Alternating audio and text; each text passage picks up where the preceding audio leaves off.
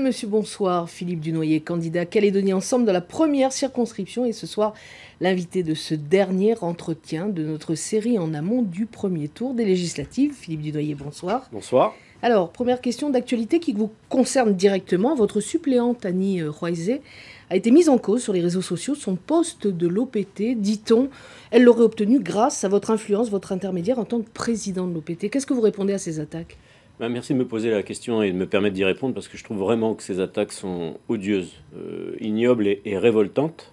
Annie est une jeune femme qui a suivi des études d'ingénieur, qui est revenue après ses études en Nouvelle-Calédonie, qui a travaillé à Valais et puis qui a souhaité, après plusieurs années chez Valais, changer d'employeur. Et donc il faudrait, si je comprends bien, croire que parce qu'elle est jeune ou parce que c'est une jeune femme, vraisemblablement, voir une jeune femme kanak, elle ne pourrait pas obtenir les postes que sa formation, ses qualités lui permettent d'obtenir. Donc je trouve d'abord que c'est très révélateur encore du chemin à parcourir en Calédonie pour lutter, faire en sorte que la condition féminine soit défendue chaque jour.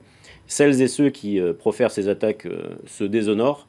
En 2017, tous les jeunes, qu'ils en soient bien convaincus, et Annie en fait partie, tous les jeunes se prennent en main, n'ont besoin de personne pour réussir, si ce n'est de leur famille, de leur entourage, et certainement pas de copinage.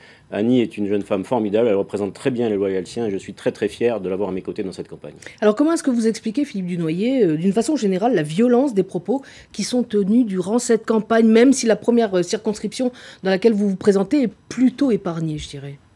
Je pense que c'est révélateur d'un vide. Quand on n'a rien à dire, forcément, pour se faire entendre, il faut crier, il faut agresser. Même s'il n'y a pas de fondement, peu importe, c'est très révélateur d'un manque de projet ou de projection.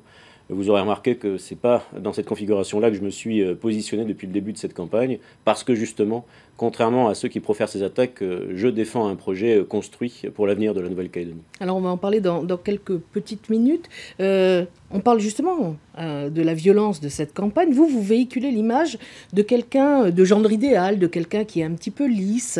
Est-ce que c'est pas pénalisant justement quand on voit la violence de ces campagnes ? Alors déjà, je suis comme je suis. Je ne vais pas me changer pour essayer de plaire ou de ne pas déplaire aux électeurs.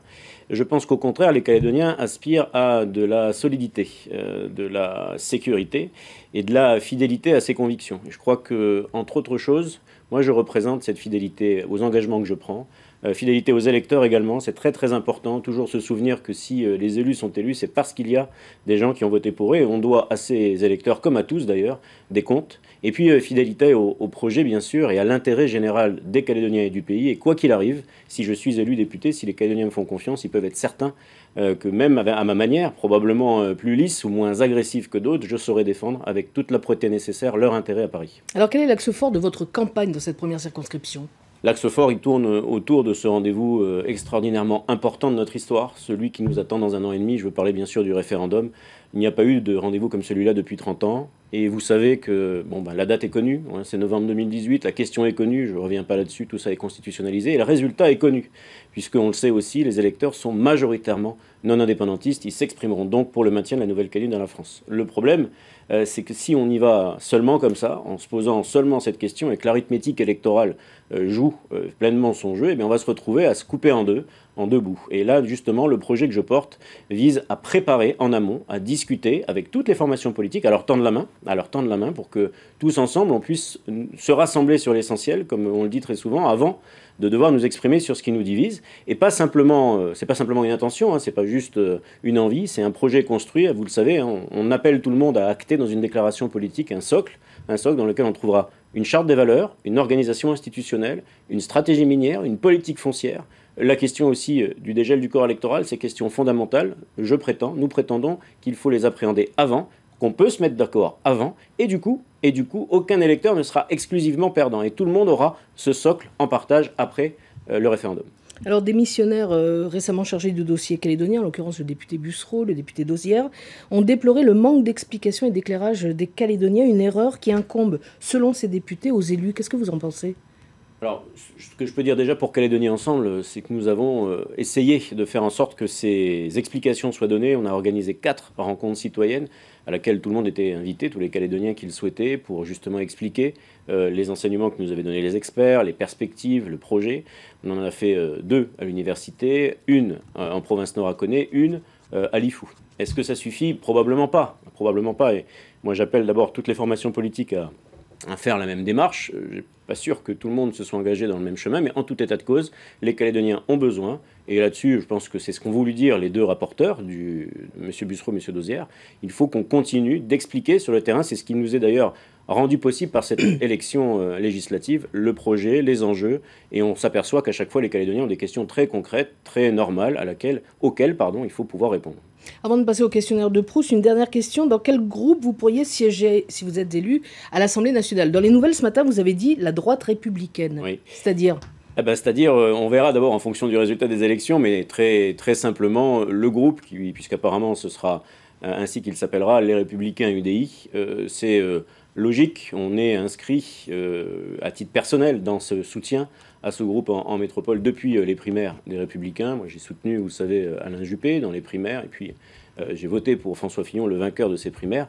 Donc le fait de soutenir ou d'appartenir à un groupe, les Républicains UDI, est une appartenance logique et normale, mais toujours en préservant notre capacité, notre liberté de ton.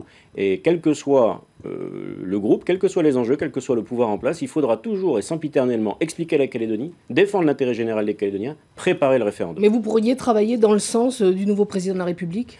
Je travaillerai, si je suis élu, dans le sens de la nation, de ce que j'estime être l'intérêt de la nation, l'intérêt des Calédoniens, je l'ai dit, et l'intérêt de la nation, quelle que soit la proposition, en fonction de son contenu, je me laisserai la faculté de voter ou de ne pas voter si j'y trouve un intérêt pour nous, ici, et puis pour la France. Alors, le questionnaire de Proust, votre principale qualité, Philippe Dunoyer?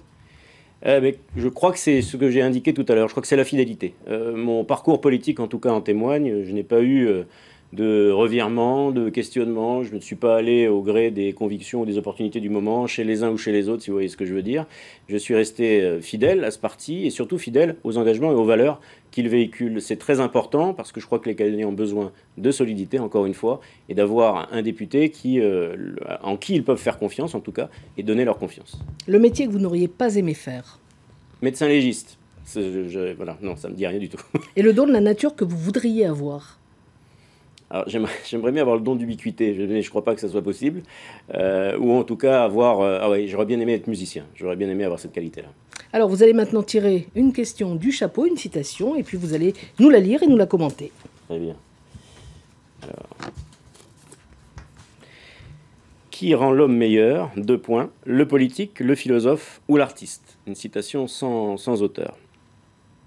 Je crois que les 3 doivent être nécessaires. Je crois que l'art est effectivement très important, il a toujours été, pour consolider des liens intergénérationnels, pour permettre à la nature humaine d'exprimer ce qu'elle a de plus beau.